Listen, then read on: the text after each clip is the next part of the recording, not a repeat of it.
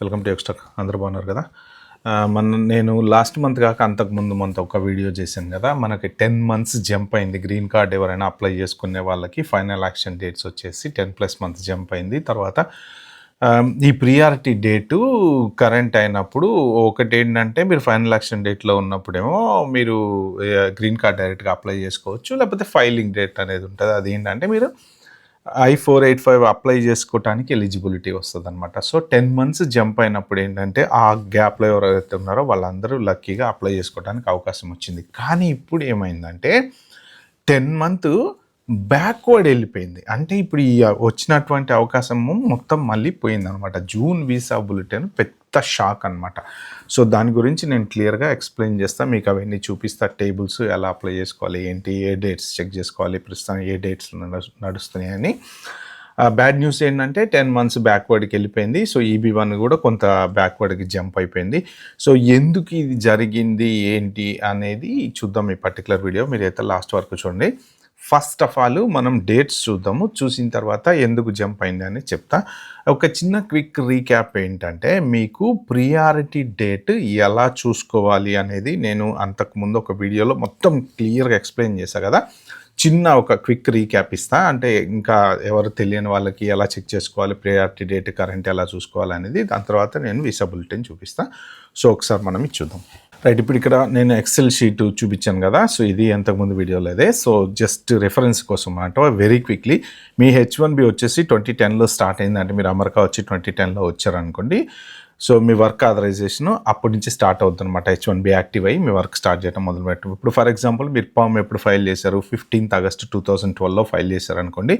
Me priority date is set, not locked. లాక్డ్కి సెట్కి చాలా డిఫరెన్స్ అనేది ఉంటుంది అనమాట. సో ఆ డేటే మీకు ప్రియారిటీ డేట్ అవుతుంది, ప్రొవైడింగ్ మీకు అన్ని పర్ఫెక్ట్గా జరిగితే. సో తర్వాత మీకు పామ్ అప్రూవ్ అయిపోయింది. అప్రాక్సిమేట్లీ 2014లో అప్రూవ్ అయింది. ఒక 2 years తర్వాత అనుకుందాం. But it is 1 year or 2 years example, ఇది just take it as example. So అప్పుడు మీరు మీ LCA అప్రూవ్ అయిపోయింది కాబట్టి I-140 ఫైల్ చేశారు. మీ కంపెనీ వాళ్ళు ఎవరైతే ఉన్నారో వాళ్ళు పర్మనెంట్ కావాలి అని చెప్పేసి I-140 ఫైల్ చేశారు. సో మీకు సెప్టెంబర్ 2014లో మీ ఇమిగ్రేషన్ పిటిషన్ ఫైల్ అయింది, I-140 పిటిషన్ ఫైల్ అయింది. మీ I-140 2015లో అప్రూవ్ అయిందనమాట. అంటే ఎప్పుడైతే మీ I-140 అప్రూవ్ అవుతుందో అప్పుడు మీ ప్రియారిటీ డేట్ అనేది లాక్ అవుతుంది. ఒకవేళ కనుక I-140 అప్రూవ్ అవ్వకపోతే లాక్ అవ్వదు, మళ్ళీ మీకు ప్రాసెస్ స్టార్ట్ చేసుకుంటూ రావాలి. సో ఇది ఏంటంటే అన్ని అప్రూవల్స్ కరెక్ట్గా అయినప్పుడు ఎగ్జాంపుల్ అనమాట ఇది. సో అప్రూవ్ అయినప్పుడు ఏమవుతుందంటే మీకు ప్రియారిటీ డేట్ లాక్ అవుద్ది. ప్రియారిటీ డేట్ ఏది, మీ I-140 డేట్ కాదు, తర్వాత మీ పర్మ్ అప్రూవల్ డేట్ కాదు. ఎప్పుడైతే మీరు first labour condition certificate apply చేసుకోవడానికి, అంటే 15th August, మన ఎగ్జాంపుల్ ప్రకారం 15th August 2012లో వచ్చేసి మీరు అప్పుడు ఫస్ట్ అప్లై చేశారు కాబట్టి పర్మ్ లేబర్ సర్టిఫికేషను, అదే మీ ప్రియారిటీ డేట్ అవుద్దనమాట. ఎన్ని రోజులు బట్టినా, 3 ఏళ్ళు బట్టినా, 4 ఏళ్ళు బట్టినా, 5 ఏళ్ళు బట్టినా మన నష్టం ఏం లేదు. అయితే ఇప్పుడు వచ్చేసి ప్రజెంట్ ఈ వీసా బులెటిన్లో మీరు 2 రకాలు ఉంటాయి. ఒకటి ఫైనల్, ఇది మన ఫైలింగ్ డేటు, ఇంకొకటి final action date. Filing date అంటే ఏంటంటే మీకు అప్లికేషన్ ఎలిజిబిలిటీ వస్తుంది. గ్రీన్ కార్డ్ అప్లై చేసుకోవడానికి, అప్లై చేయడానికి మీ ఫైల్ I-485 అప్లై చేసుకోవడానికి ఎలిజిబిలిటీ వస్తుంది.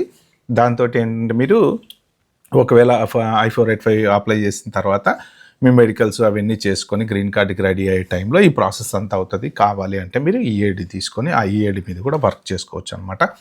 బట్ ఒకవేళ EAD కనుక తీసుకుని మీరు H1Bలోంచి బయటకు వస్తే కనుక, మీ గ్రీన్ కార్డ్ కనుక రాలేదనుకోండి, అప్పుడు you have no choice but to leave the country అనమాట. మళ్ళీ H1Bకి బ్యాక్వర్డ్ వెళ్ళలేరు. అదొక్కటి చూసుకోండి మీరు. సో ఇప్పుడు ఈ పర్టికులర్ ఎగ్జాంపుల్ ప్రకారం ఏంటంటే, మీరు 2012 వచ్చేసి మీ ప్రియారిటీ డేట్ ఉంటుంది. సో ఆ 2012, ఇప్పుడు మన ఎగ్జాంపుల్లో 15th August 2012 మీది ఎప్పుడు వీసా బులెటిన్ వస్తే ఆ వీసా బులెటిన్లో ఫైలింగ్ డేట్లో ఉంటే మీరు ఫైల్ చేసుకోవచ్చు, ఫైనల్ యాక్షన్ డేట్లో ఉంటే మీరు గ్రీన్ కార్డుకి ఎలిజిబుల్ అయిపోతారనమాట. సో ఇప్పుడు ప్రజెంట్ ఒక్కసారి మనం, ఇది అయితే మీకు టేబుల్ అర్థమైంది కదా. సో నెక్స్ట్ రైట్, ఇప్పుడు నేను వీసా బులెటిన్ చూపించే ముందు మీకు ఒకటి ఇంపార్టెంట్ థింగ్ ఏంటంటే, మేలో ఎవరెవరైతే గ్రీన్ కార్డుకి అప్లై చేసుకుంటారో, అంటే మీ ప్రియారిటీ డేట్ కరెంట్ కనుక అయితే మీరు ఫైనల్ యాక్షన్ డేట్ ప్రకారమే అప్లై చేసుకోవాలి. అంటే మీకు 2 రకాలు ఉంటాయి. ఫైలింగ్ డేటు ఫైల్ చేసి పెట్టుకోవచ్చు, ఫైనల్ యాక్షన్ డేట్ అని చెప్పాను కదా నేను. కానీ ఇప్పుడు ప్రెజెంట్ ఈ మంత్కి, ఇది మళ్ళీ నెక్స్ట్ మంత్ మారచ్చు. సో ఈ మంత్ ఎవరైనా అప్లై చేసుకునే వాళ్ళు ఏంటంటే కేవలం మీకు ఇక్కడ చూడండి, ఇది యుఎస్సిఐఎస్ వాళ్ళ లింక్ అనమాట. దీంట్లో చూస్తే current month adjustment of status, next month adjustment of status ఉంటాయి కదా. సో దీంట్లో for all employment based preferences categories you must use the final action dates chart అనమాట. అంటే ఫైలింగ్ డేటు అప్లై చేయడానికి లేదు ప్రస్తుతానికి, ఈ మంత్కి వాళ్ళు ఇచ్చినటువంటిది. ఓకే, నెక్స్ట్ మంత్ ఏం చెప్పారు, నెక్స్ట్ మంత్ కూడా for all employment based preference categories you must use the final action dates. అంటే ఇప్పుడు ఈ మంత్లో అప్లై చేసిన, నెక్స్ట్ మంత్లో అప్లై చేసిన, మీరు మీ ప్రియారిటీ డేటు కరెంట్ దేనికి ఫైనల్ యాక్షన్ డేట్, ఇప్పుడు నేను టేబుల్ చూపిస్తాను మీకు, దాంట్లో ఉంటేనే మీరు అప్లికేషన్ పెట్టుకోండి I-485, లేకపోతే మీరు అప్లై చేయొద్దు అని. ఓకే, ఇది నెక్స్ట్ మంత్ మారచ్చు, మళ్ళీ మారకపోవచ్చు, చెప్పలేము. ప్రస్తుతానికైతే మాత్రం only green card final action డేట్సే చూసుకోవాలన్నమాట. సో ఇప్పుడు ఇది వీసా బులెటిన్కి సంబంధించిన వెబ్సైట్. ఇదేంటంటే travel.state.gov. దీని లింక్ నేను మీకు కింద డిస్క్రిప్షన్లో పెడతా. సో దీంట్లోకి వెళ్తే మీకు అన్ని వీసా బులెటిన్స్ ఉంటాయి, ఎవ్రీ మంత్ వీసా బులెటిన్స్ ఉంటాయి. ప్రస్తుతానికి ఈ వీసా బులెటిన్ వచ్చేసి జూన్ది, అంటే వెరీ లేటెస్ట్ వీసా బులెటిన్ అనమాట. సో దీని ప్రకారం అసలు మనం ఎక్కడ ఉన్నాము అంటే మీరు చూసుకోవాల్సింది ఫైనల్ యాక్షన్ డేట్స్. నేను చెప్పాను కదా, ఫైలింగ్ డేట్స్ కూడా ఒకసారి చూపిస్తాను మీకు. రైట్, కిందకు వస్తే ఇది date for filing employment based visa applications. కానీ ప్రజెంట్ దాని ప్రకారం మీరు I-485 ఫైల్ చేసుకోవడానికి లేదనమాట. కానీ యాక్చువల్గా ఇప్పుడు ఇక్కడ చూస్తే EB2 ఉంది కదా, జనరల్గా H1B వాళ్ళందరూ అప్లై చేసుకునేది 15th January 2015. 15th January 2015 కన్నా ముందు వాళ్ళు, ఫర్ ఎగ్జాంపుల్ మీరు 14th January 2015 ఎవరన్నా ఉంటే యాక్చువల్గా మీరు ఎలిజిబుల్ దీనికి ఫైల్ చేసుకోవటానికి. బట్ ఇప్పుడు మీరు అప్లై చేసుకోవడానికి లేదు. ఎందుకు అంటే యుఎస్సిఐఎస్ వాళ్ళు పెట్టింది ఏంటంటే ఫైనల్ యాక్షన్ డేట్ అప్లికేషన్లు మాత్రమే తీసుకుంటాం మేము, ఫైలింగ్ డేట్ అప్లికేషన్స్ తీసుకోము అన్నారు. ఒకవేళ నెక్స్ట్ మంత్ కనుక చేంజ్ చేసి వాళ్ళు మీ ఫైలింగ్ డేట్, మీరు ప్రియారిటీ డేట్ కరెంట్ అయింది కాబట్టి మీరు ఫైల్ చేసుకొని రెడీగా పెట్టుకోండి, మీరు ఫైనల్ యాక్షన్ డేట్ వచ్చినప్పుడు మీరు గ్రీన్ కార్డ్ అప్లై చేసుకోండి అని కనుక చేంజ్ చేస్తే ఇది అప్పుడప్పుడు మారుతూ ఉంటుంది, ప్రతిసారి ఒకేలాగా ఉండదు. ఓకే, సో ఇది ఇప్పుడు మనం ఫైనల్ యాక్షన్ డేట్స్ చూద్దాము. ప్రజెంట్ ఫైనల్ యాక్షన్ డేట్స్ ఎక్కడున్నాయో ఒకసారి చూసి మనకి బ్యాక్వర్డ్ ఎలా వెళ్ళిందో చూసుకుందాం. ఓకే, సో ఇప్పుడు మనం చూడాల్సింది ఏంటంటే ఫైనల్ యాక్షన్ డేట్. ఇప్పుడు ఎవరు గ్రీన్ కార్డ్ అప్లై చేసుకోవడానికి ఎలిజిబుల్ అంటే యాక్చువల్గా ఇది EB1, EB2, EB3 కదా. సో మెయిన్ డిఫరెన్స్ ఏంటంటే EB1 అంటే ఎక్స్ట్రాడినరీ టాలెంట్. దీన్ని కూడా మన వాళ్ళు మిస్ చేసేసి పబ్లికేషన్స్ అన్ని ఫేక్ చేసేసి తర్వాత దానికి కూడా ఏజెన్సీలు అనేది అది జరిగింది కదా రీసెంట్గా చూసుకుంటే. సో అది మెయిన్ EB1 అనమాట, అంటే ఎక్స్ట్రాడినరీ టాలెంటెడ్ వాడు. EB2 ఏంటంటే మెయిన్గా మన H1B వాళ్ళందరూ అనుకోండి సాఫ్ట్వేర్ ప్రొఫెషనల్స్, తర్వాత అలాగా. EB3 వచ్చేసి డిగ్రీ లెవెల్. ఒక్కొక్కసారి ఇప్పుడు ఇది ఏమవుతుంది అంటే EB2 నుంచి 3కి స్విచ్ అవ్వచ్చు, 3 నుంచి 2కి స్విచ్ అవ్వచ్చు, అలా కూడా చేసుకునేటువంటి ఛాన్స్ ఉంది. బట్ మీరు దేనికి ఏ కేటగిరీ కిందకు వస్తారో చూసుకోండి. జనరల్గా ఓవరాల్గా చూసుకునేది EB2 అనమాట. సో ఇప్పుడు ప్రజెంట్ ఎవరు అప్లై చేసుకోవడానికి ఎలిజిబిలిటీ ఉంది అంటే మీ ప్రియారిటీ డేట్, అంటే ఇందాక నేను చెప్పినటువంటి ఎక్సెల్ షీట్ ఎగ్జాంపుల్లో లాగా మీ ప్రియారిటీ డేట్ గనక 2013 సెప్టెంబర్ 1 లోపు ఉంటే కనుక మీరు, అంటే నేను ఒక EB2కి చెప్తున్నా ప్రస్తుతానికి, మిగిలే మీరు చూసుకోండి. సో ఇప్పుడు ఇది చూస్తే ఈ చైనా ఇవన్నీ పక్కన పెట్టేద్దాం, మనం చూసుకోవాల్సిన డేట్ ఇది ఒక్కటే అనమాట. 1వ తారీఖు సెప్టెంబర్ 2013 కన్నా ముందు ప్రియారిటీ డేట్ ఉన్న వాళ్ళు, అంటే అప్పుడు మీరు పర్మ్ లేబర్ సర్టిఫికేషన్ ఎప్పుడైతే ఫైల్ చేస్తారో ఫస్ట్, అది మీ ప్రియారిటీ డేటు. దీనికన్నా ముందు ఉంటే మీరు ఇప్పుడు గ్రీన్ కార్డు, అంటే మీరు I-485 ఫైల్ చేసుకొని ఆ ప్రాసెస్ అనేది చేసుకోవచ్చు అనమాట.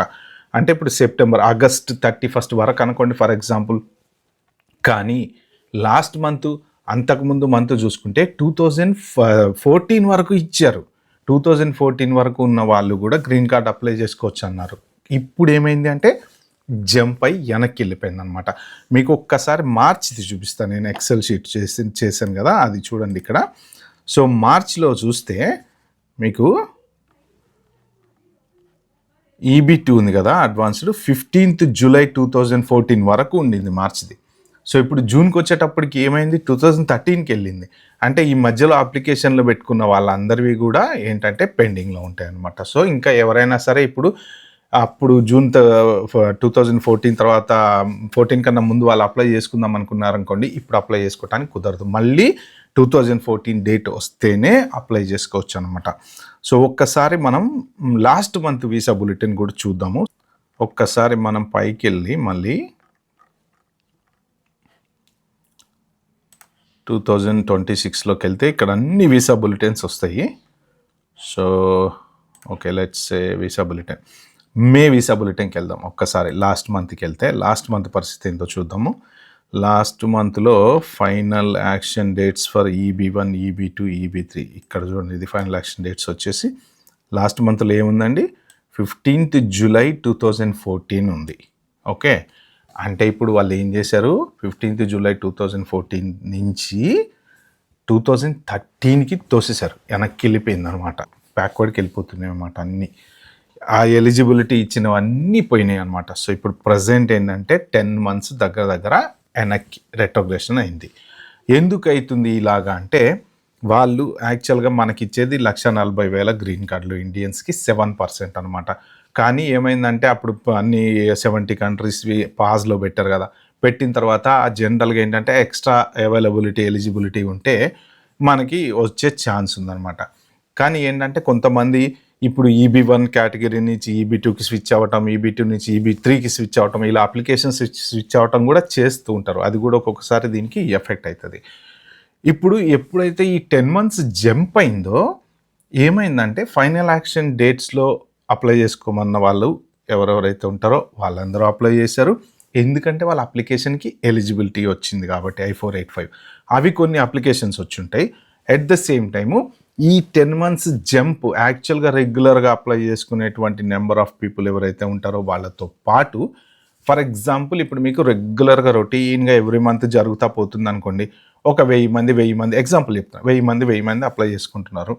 కానీ సడన్గా ఒక 10 months జంప్ అయిపోయింది కదా, అప్పుడు మొన్న లాస్ట్ మంత్ కాక అంతకు ముందు మంత్ జంప్ అయినప్పుడు ఏమైంది, ఈ 10 into 1000 అంటే ఒకేసారి 10,000 ప్లస్ ఈ రెగ్యులర్ 1,000 వాళ్ళు 11,000 మంది అప్లికేషన్స్ పెట్టినప్పుడు ఏమవుతుంది, సిస్టమ్ ఓవర్ఫ్లో అవుతుందన్నమాట. సో వాళ్ళు ఎక్స్పెక్టెడ్ గ్రీన్ కార్డ్స్ ఎన్ని ఇవ్వగలరు, మనం ఆల్రెడీ 140,000కి సింపుల్గా ఈజీగా రీచ్ అయిపోతాం ఎవ్రీ ఇయర్, దాంట్లో డౌట్ అయితే ఏం లేదు.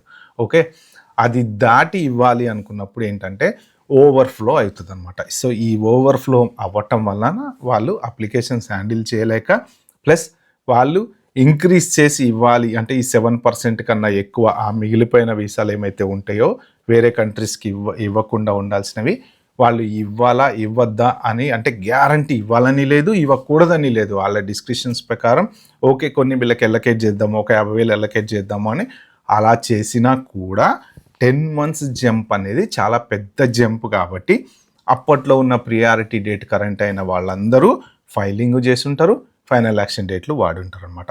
అందుకని చెప్పేసి సిస్టమ్ ఓవర్ఫ్లో అయింది కాబట్టి మేము కొన్ని రోజులు దీన్ని జంప్ బ్యాక్, అంటే ఈ ఎవరెవరైతే ఇంకా ఇప్పుడు అప్లై చేసుకుందాం అనుకున్న వాళ్ళు ఎవరు ఉన్నారో వాళ్ళకి ప్రస్తుతానికి I-485 అప్లై చేసుకునేటువంటి అవకాశం ఇవ్వట్లేదు అనేసి వాళ్ళు చెప్తున్నారు. జనరల్గా సోషల్ మీడియాలో రాసిందైతే ఇదే.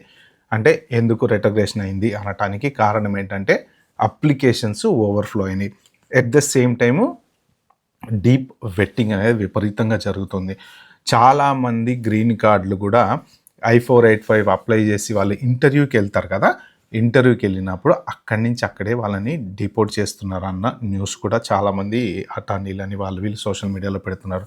దానికి కారణం ఏంటంటే రీసెంట్గా నేను చదివిన కొన్ని న్యూస్ ఏంటి అంటే, మీరు ఎప్పుడైనా కానీ Day 1 CPT బ్రిడ్జ్ గ్యాప్ కోసం వాడుంటే అలా రిజెక్ట్ అవుతున్నాయంట. తర్వాత మీరు ఎక్కడన్నా H1Bని కరెక్ట్గా మెయింటైన్ చేయక 60 days కానీ లేకపోతే ట్యాక్సులు కట్టకుండా కానీ, అంటే మీ పాత హిస్టరీలో ఎక్కడన్నా ఏమన్నా మిస్రిప్రజెంటేషన్ ఉన్నా కానీ సో మీ ప్రెజెంట్ ఇప్పుడు మీ లింక్డ్ఇన్ ప్రొఫైల్స్ ఇప్పుడు సోషల్ మీడియా వెట్టింగ్ కూడా అవుతుంది కదా, మీ లింక్డ్ఇన్ ప్రొఫైల్స్ కానీ మీకు ఏదైనా మ్యాచ్ కాకపోయినా కానీ మీకు గ్రీన్ కార్డ్ ఇవ్వటం అంత సింపుల్గా ఇదివరకు లాగా సంతకం పెట్టి అన్న తీసుకువెళ్ళిపో అనే సిచ్యువేషన్ లేదనమాట. సో వాళ్ళ డీప్ పెట్టింగ్ చేయడం వల్ల ఏమవుతుందంటే టైం డిలే అవుతుంది. సో ఇవన్నీ వాళ్ళు దృష్టిలో పెట్టుకొని, ఎందుకంటే ఇప్పుడు అప్లికేషన్స్ పెరిగిపోతూ ఉంటాయి కదా, అందుకని చెప్పేసి వీళ్ళు ఒక్కసారి వెనక్కి తోసేశారు. అంటే మీరు ఎవరు అప్లై చేసుకోవడానికి లేదు, కొన్ని రోజులు ఆగండి అని. అదొక లాసు. దాంతోపాటు ఇంకొకటి ఫైనల్ ఈ యాక్షన్ డేట్సే వాడుకోవాలి కదా, మీ ఫైలింగ్ డేట్ చేయడానికి లేదు కదా. అంటే ఇప్పుడు ప్రియారిటీ డేట్ కరెంట్ అయినా సరే, ఆ టేబుల్లో ఉన్నా సరే మీరు ఆ టేబుల్ చూడొద్దు అని క్లియర్గా చెప్పారు అనమాట వాళ్ళు. ఓకే ఫ్రెండ్స్, దీని గురించి ఇంకేమైనా మీకు క్వశ్చన్స్ ఉంటే కింద కామెంట్లో మెన్షన్ చేయండి. నేను మీకు రిప్లై ఇవ్వడానికి ప్రయత్నం చేస్తాను, లేదంటే అవసరమైతే ఒక వీడియో అయితే చేస్తాను. థ్యాంక్ యూ, బాబాయ్, హ్యావ్ గుడ్ డే.